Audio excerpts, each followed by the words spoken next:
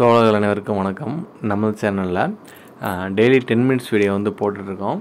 இன்றைக்கி நம்ம பார்க்கக்கூடியது பார்த்திங்கன்னா சிஎஸ், ஜிஎஸ் அண்டு ஜேஎஸ்ஓ அப்படின்னு சொல்லி 2 எக்ஸாம் பார்க்க போகிறோம். இதோட பாலிட்டி கொஷின்ஸ் வந்து முடிஞ்சது. இதுவரையும் போட்ட வீடியோஸ் எல்லாமே பார்த்திங்கன்னா உங்களுக்கு டிஸ்கிரிப்ஷனில் இருக்குது, அதை நீங்கள் செக் பண்ணி பார்த்துக்குங்க. இந்த வீடியோ ரெகுலராக ஃபாலோ பண்ணிங்கன்னா தான் டிஎன்பிஎஸ்சி எந்த ஃபார்முலா கொஷின் வருது அப்படிங்கிறதையே வந்து நீங்கள் ஃபைண்ட் அவுட் பண்ண முடியும். சரிங்களா? நீங்கள் வீடியோ பார்க்குறதாலும் ஓகே, இல்லை உங்களுக்கு ப்ரீவியஸ் கொஷின் வந்து சப்ஜெக்டைஸ் தேவைப்பட்டாலும் டிஸ்கிரிப்ஷனில் இருக்கிற 7667448486 நம்பரை கான்டாக்ட் பண்ணுங்கள். முதல் கேள்வி, கூட்டு பொறுப்புடைமை பற்றிய பின்வரும் கூற்றுகளை கருதுக. இதிலிருந்து சரியான விடையை தெரிவு செய்யவும்.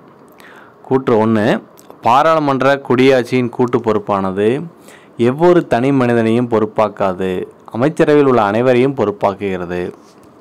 அதாவது கூட்டு அமைச்சரவை அப்படிங்கிறத அப்படி சொல்ல வராங்க. அது வந்து சரி. கூட்டு பொறுப்பு என்பது அமைச்சர்களிடையே ஒருமித்த கருத்தை உருவாக்கும் அமைப்பை குறிக்கிறது என்பதும் சரி. கூட்டு காரணம் சரி, சரியான விளக்கம். அடுத்தது பொறுத்துக.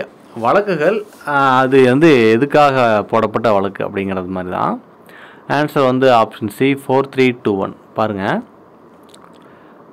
பந்துகா முக்தி மோக்ஷா எதிர் இந்திய ஒன்றியம். இந்த வழக்கு பார்த்திங்கன்னா ஆரோக்கியமான சுற்றுச்சூழல் வாழ்முறையுடன் இணைக்கப்பட்டது அப்படிங்கிற கருத்தை முன் வச்சது. 2, சேலம் வழக்கறிஞர்கள் சங்கம் எதிர் இந்திய ஒன்றியம். இது பார்த்திங்கன்னா வழக்கை விரைந்து நடத்துவது சிவில் வழக்கிற்கும் பொருந்தும் அப்படிங்கிறத சொல்லியிருக்காங்க. அடுத்து 3, எம்சி மேத்தா வெர்சஸ் இந்திய ஒன்றியம். இது பார்த்திங்கன்னா சுற்றுச்சூழல் வழிகாட்டுதல் உத்தரவு வழங்கப்பட்டுள்ளது. திருமதி பூனம் வெர்சஸ் சுமித் தன்வார். இந்த வழக்கில் பார்த்திங்கன்னா சட்ட உறுப்பு 32 மற்றும் 226 இடையே உள்ள வேறுபாடு விளக்கப்பட்டுள்ளது. அடுத்தது குழுக்கள். சொல்லிக்கிட்டே இருக்கிறேன், குழுக்கள் கொஷின்ஸும் வந்துக்கிட்டே தான் இருக்குது. பட் நீங்கள் எப்படி படிக்கிறீங்கன்னு எனக்கு தெரில, படிச்சுங்க. குழுக்கள் அமைக்கப்பட்ட ஆண்டு ஆப்ஷன் ஏ 4132. பல்வந்த்ராய் மேத்தா குழு 1957, அசோக் மேத்தா குழு 1977, சிங்வி குழு 86, ராவ் குழு ஜிவிகே ராவ் குழு 85. அடுத்து மக்களவை பற்றிய கூற்றில் வந்து எது சரியானது அப்படின்னு கேட்குறாங்க. ஆன்சர் ஆப்ஷன் டி 1, 2 வந்து சரிங்கிறாங்க. எப்படி? மக்களவை பொதுவான இந்திய பாராளுமன்றத்தின் கீழவை என அழைக்கப்படுகிறது. சரி.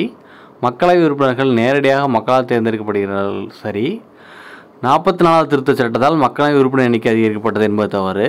44வது திருத்தச் சட்டம் பார்த்திங்கன்னா சொத்துரிமை நீக்குதல் தான் வந்து, அடிப்படை உரிமை நீக்கிறது தான் வந்து 44வது திருத்தச் சட்டம். 5, கீழ்கண்டவற்றில் வந்து எது சரின்னு கேட்குறாங்க. கேபினட் பற்றி. இதோட ஆன்சர் ஆப்ஷன் டி 1, 2, 3 அனைத்துமே வந்து சரி. சட்டமன்றத்திற்கு நிர்வாகிகளின் பொறுப்பினை கேபினட் அமைப்பு வலியுறுத்துகிறது. சரி. கேபினட் என்பது பிரதம மந்திரி மற்றும் முக்கிய துறைகளை கொண்ட மூத்த அமைச்சர்களை கொண்டது. சரி. பிரதம மந்திரி கேபினட்டின் தலைவர் ஆவார் என்பதும் சரி. அடுத்து பின்வருவனவற்றுள் எது தவறு அப்படின்னு கேட்குறாங்க. ஆப்ஷன் டி 3 மற்றும் 4 வந்து தப்பு. பார்க்கலாம். அசோக் மேத்தா குழு சமூக தணிக்கை மற்றும் 2 அடுக்கு பஞ்சாயத்து. சரி. பல்வந்த்ராய் மேத்தா குழு 3 அடுக்கு பஞ்சாயத்து ராஜ். சரி. எல்எம் சிங்வி வந்து மாவட்ட ஊராட்சி மன்ற தலைவராக மாவட்ட ஆட்சியர் இருக்கணும்னு வந்து பரிந்துரை செய்யலை. ஜிவிகே ராகுல் வந்து மாவட்ட மேம்பாட்டு ஆணையர் என்ற பதவியை நீக்கலை. பட் அந்த 2 எந்த குழு நீக்கினாங்கன்னு நானும் தேடி பார்த்தேன், பட் கிடைக்கல அது. 7, இந்தியாவில் ராலேகான் சித்தி என்ற இடம் எந்த கொடுமையை ஒழிப்பதற்காக புகழ்பெற்றது. ஆப்ஷன் பி நிர்வாகத்தில் இருக்கும் ஊழல். 8, வாக்களிக்கும் வயதை 21லிருந்து 18ஆக குறைத்த அரசியலமைப்பு திருத்தச் சட்டம். ஆப்ஷன் பி 61வது அரசியலமைப்பு திருத்தச் சட்டம். 9, கீழ்வரும் எந்த நாட்டு அரசியலமைப்பிலிருந்து இந்திய அரசியலமைப்பில் உள்ள அரசு நெறிமுறை கோட்பாடு என்ற ஆதாரம் எடுக்கப்பட்டது. Option A Ireland. ஒவ்வொரு நாட்டிலேருந்தும் ஒன்று எடுத்திருப்பாங்க, ஸோ அதுபடி அயர்லாந்து. அடுத்து டிஎம்ஜிஎஸ் 2023. இந்தியாவில் அரசியல் கட்சிகளுக்கு அதிகாரப்பூர்வ அங்கீகாரம் வழங்குவது. ஆப்ஷன் சி தேர்தல் ஆணையம். மக்களவையில் ஜனாதிபதியால் எத்தனை உறுப்பினர்கள் நியமனம் செய்யப்படுகின்றனர். Option B 12. 3, சமய சார்பற்ற என்ற வார்த்தை 42வது அரசியலமைப்பு திருத்தச் சட்டத்தின் மூலம் முகவரியில் சேர்க்கப்பட்ட ஆண்டு. Option C 1976. 4. இந்திய அரசியலமைப்பு சட்டத்தின் எந்த பிரிவு மற்றும் பிரிவுகள் குடியுரிமை இழத்தல் பற்றி குறிப்பிடுகிறது? ஆப்ஷன் பி பிரிவு 2 அரசியலமைப்பு சட்டம் 5 முதல் 11 வரை. இதெல்லாம் சொல்லிக்கிட்டே இருக்கிறேன், நான் சொல்கிறதா ரிப்பீட் ஆகுது, நீங்கள் படிக்கிறது உங்கள் கையில். தவறான கூற்றை கண்டறியவும். இந்திய குடியரசுத் தேர்தலில் போட்டியிடுவதற்கான தகுதிகள், இதில் எது தப்புனா ஆப்ஷன் பி மட்டும் தப்பு. இந்திய குடிமகனாக இருக்கணுங்கிறது சரி, 35 வயசு பூஜ்யம் போகும், இதில் 40 கொடுத்துருக்காங்க. நடுவண் அரசியலாவோ மாநில அரசியலோ அல்லது உள்ளாட்சி அமைப்பில் ஊதியம் பெறும் பதவி இருக்கக்கூடாது என்பது சரி. மக்களவை உறுப்பினர் ஆவதற்கான தகுதி பெற்றிருக்க வேண்டும் என்பதும் சரி. 6. கீழ்கண்டவற்றில் ஒரு மசோதாவை நிதி மசோதா அல்லது இதர மசோதா என தீர்மானிக்கும் அதிகாரம் கொண்டவர்? ஆப்ஷன் ஏ மக்களவை சபாநாயகர். அடுத்து, உலகளாவிய மனித உரிமை பேரறிக்கையானது ஐக்கிய நாடுகள் பொது சபையால் தீர்மானம் நிறைவேற்றப்பட்ட இடம்? Option A Paris. அடுத்தது, JSO 2023 தேர்வு. இந்திய அரசியலமைப்பு சட்டத்தின் கீழ்காணும் சரத்துக்களை அவற்றுக்கான அரசியலமைப்பு கோட்பாட்டுடன் பொருத்துக. இது கொஞ்சம் ரொம்ப ஒரு மாதிரி போகுது, அது வேணாம். 2. கீழ்காணும் கூற்றுகளை கருதவும். தவறான கூற்றை கண்டறிய. இந்த குடியரசுத் தலைவர் அதிகாரம் இதெல்லாம் சொல்லிட்டேங்க, நான் ரெகுலராக வீடியோ பார்த்தா உங்களுக்கு தெரியும், பார்த்துக்குங்க. சின்ன சொன்னதை திருப்பி சொல்கிறது எனக்கு ஒரு மாதிரி இருக்குது. நான் சொல்கிறது தான் வருது, ஆனால் நீங்கள் ஃபாலோ பண்ணுறது உங்கள் கையில் தான் இருக்குது. எது தப்புன்னு கேட்குறாங்க. ஆப்ஷன் ஏ 2, 3 ரெண்டுமே தப்புங்கிறாங்க. குடியரசுத் தலைவர் பாராளுமன்றத்தின் அங்கம், இது சரி. இவர் 2 பாராளுமன்றமாவிலும் அமரலாம், விவாதத்தில் பங்கெடுக்கலாம் என்பது தவறு. அவர் அங்கே இருப்பார், ஆனால் விருப்பப்பட்டால் இருக்கலாம், பேசலாம், எல்லாம் பண்ணலாம். பட் விவாதத்தில் தான் பங்கெடுக்க மாட்டார். பாராளுமன்றம் இயற்றும் சட்டங்கள் பல முயற்சி மற்றும் வீச்சில் குடியரசுத் தலைவரும் அவசர சட்டங்கள் இயற்ற முடியாது அப்படிங்கிறாங்க. குடியரசுத் தலைவர் அவசர சட்டம் இயற்றலாம். அடுத்தது, பாராளுமன்றத்தின் 2 அவைகளிலும் அமர்வில் இல்லாத பொழுது குடியரசுத் தலைவர் அரசியல் சட்டம் இயற்ற முடியாது என்பதும் சரி. 3. சரியான பதிலை தேர்ந்தெடுக்கவும். நாடாளுமன்றம் பற்றிய கூற்று. Answer option C 2, 3 சரிங்கிறாங்க. நாடாளுமன்றமும் இரு அவைகளும் நிதி விவகாரம் தவிர அனைத்து துறையிலும் சம அதிகாரம் அப்படிங்கிறாங்க. அது கிடையாது, நிறைய சேஞ்சஸ் இருக்குது. ராஜ்யசபாவில் பண மசோதையை அறிமுகப்படுத்த முடியாது. சரி.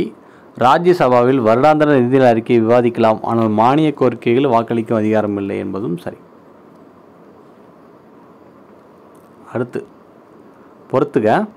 Answer option B 4321. இந்த ஆப்ஷன் அடிக்கடி வந்துகிட்டே இருக்குது, கொஞ்சம் பார்த்துங்க. குழந்தைகள் உரிமைகள் மாநாடு 1989, இதெல்லாம் புக்கில் இருக்கிறது.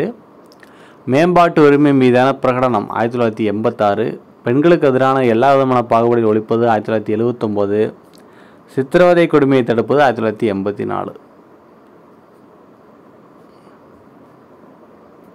அடுத்து கூற்றியே இந்தியாவில் மக்கள் அதிகாரம் பெறுவதற்கு தகவல் அறியும் உரிமை அவசியம்.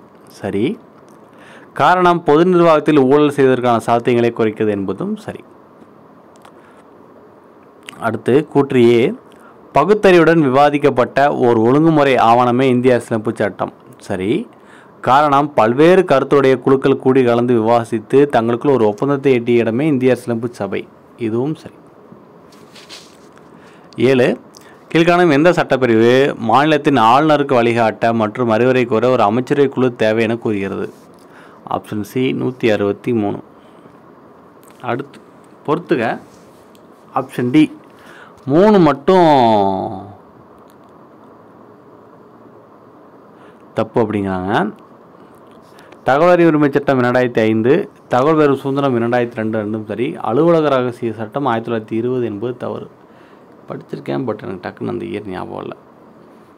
அடுத்து இதுவும் ஒரு பொறுத்துக.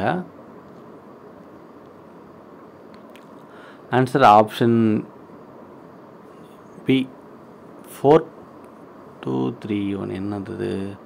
அப்புறம் பார்த்துல கொஞ்சம் கன்ஃபியூஸாக இருக்குது. அடுத்து கால வரிசைப்படுத்தவும். பாருங்கள், சொல்லிக்கிட்டே இருக்கேன், கேட்டுக்கிட்டே இருக்கிறாங்க. ஆப்ஷன் சி குடியரசுத் தலைவர் கால வரிசைப்படுத்தவும். 4312. ஃபஸ்ட்டு வெங்கட்ராமன், அடுத்து சங்கரதயாள் சர்மா, KR நாராயணன், கடைசி அப்துல் கலாம் அவர்கள். ஸோ இதோட பாலிட்டி முடிச்சாச்சு. நாலுலேருந்து அடுத்து எக்கனாமிக்ஸ் பார்க்கலாம். சரிங்களா? உங்களுக்கு பயனுள்ள வகைகளுக்கு நினைக்கிறேன். ரெகுலராக ஃபாலோ பண்ணிக்கங்க. நன்றி, வணக்கம்.